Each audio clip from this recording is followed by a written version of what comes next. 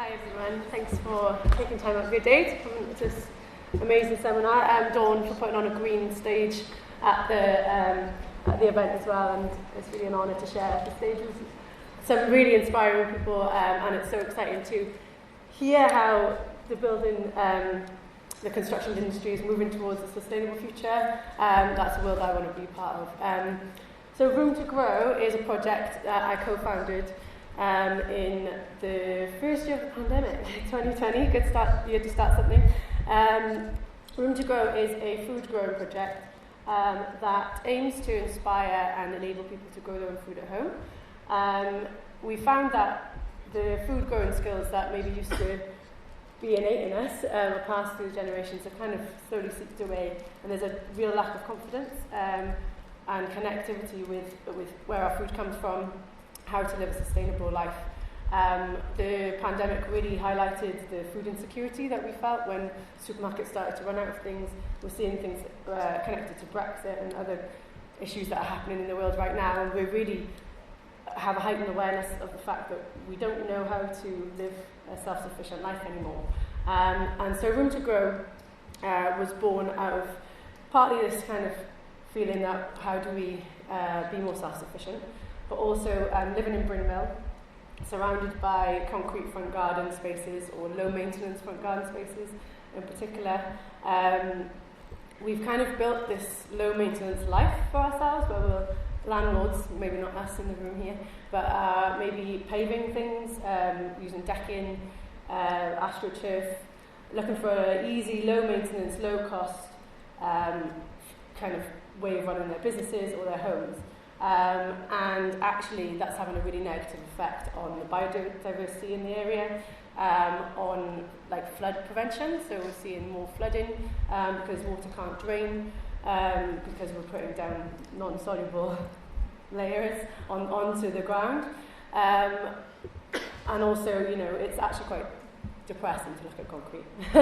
And the science says that when we see green in our environments, which Coastal and Pobble are both done research on, you know, it makes us healthier. It's good for our mental health. The colour green is good for our mental health. On that as well, just getting our hands in the soil creates endorphins and chemicals in our brain that are the equivalent of taking antidepressants. So when we're stepping away from this kind of green-fingered lifestyle, we're actually making ourselves less healthy and less happy. So, I'm really rubbish with my notes, guys, and a bit nervous, so please bear with me. But my name's Angie. I, in 2017, founded a restaurant called Hooga, which is a sustainable restaurant on Bettany of Room. And the more I dug into trying to create a restaurant that was for social good, the further I got into food sourcing, finding out where food was being grown, how it's being grown, trying to make this restaurant more sustainable, led me to question my own knowledge on how to grow food. And in connecting with one of my customers, we looked at, okay, there's a lot of people on waiting lists for allotments. We're always trying to find a new space to create food growing gardens, but actually we're surrounded by wasted space that's just concreted over that isn't being used.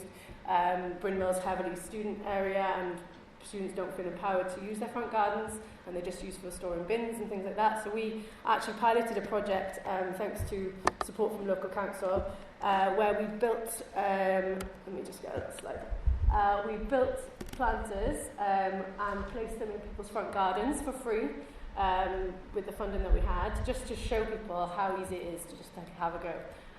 We didn't claim to be experts or fountains of knowledge, but we just wanted to inspire people to just get their hands dirty and give it a go. It didn't matter whether they had a full yield of crops or 1 year we massively increased the population of cabbage white butterflies in the area because we failed to net our cabbages.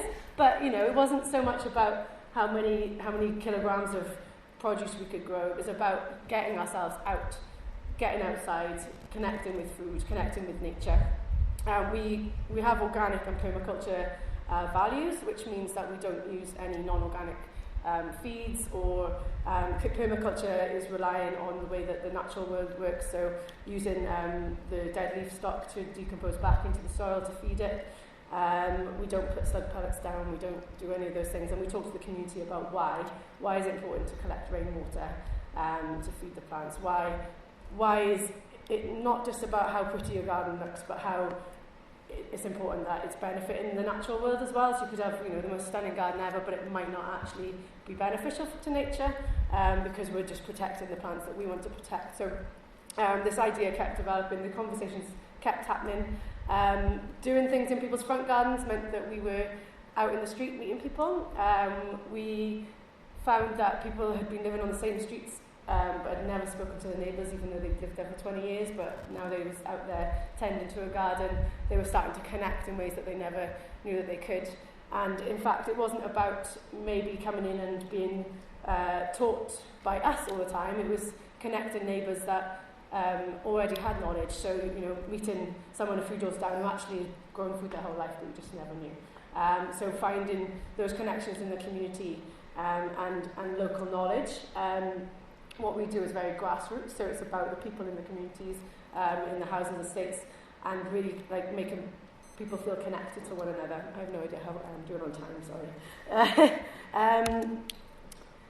We are really excited to be partnering with Pobble and the Environment Centre on a new project in Penderi, which is part of a Penderi green regeneration, which is basically bringing the same concept of teaching basic food growing techniques to the community, but in the areas of Blind and Mouse and Ravenhill and Penlan. We last year also connected on a green roof shelter build in the drop-in centre in Blind and Mouse, using expanded clay and local wildflower from Celtic Wildflowers to build a low-maintenance green roof that would attract biodiversity to the site and show the community like the skills and the way that this infrastructure isn't as complicated as some people will have us believe, and that we can all upskill ourselves to kind of change and be involved in the tenders that are going on through the council and through the wider regeneration of Swansea, that we can build these skills into like tradespeople, carpenters, builders, and teach them what they need to know to be able to get their work for the future that Swansea's looking for.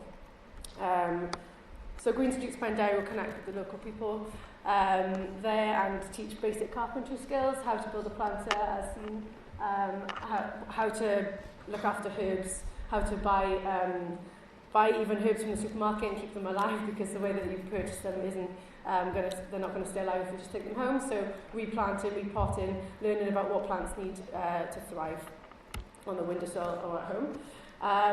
We're really excited also to be working with Coastal, doing some research and development also on the different types of green roof structure, looking at what will work in Swansea, what works in our environment, and for our biodiversity as well. Looking at some shipping container modular roofs. We're setting up Green Lab Wales, which will allow local innovators to come and trial out their ideas using sustainable materials, and then looking at how can we upscale. So currently there are modular green roofs available, but they're using a lot of plastic, and that's not really where we want to start. So we're kind of breaking back down to what can we make these building blocks out of, so that when we look at actually retrofitting onto existing buildings, we can be using the most sustainable products on the market, or not even on the market, creating them locally in Wales to help keep any money within our communities as well, so that local people have a chance to benefit from all of this developments, exciting developments that are going on. Instead of having to outsource and import expertise, we were trying to grow it here locally in Wales. I think that's me. Thank you so much for listening, and yeah, thank you very much.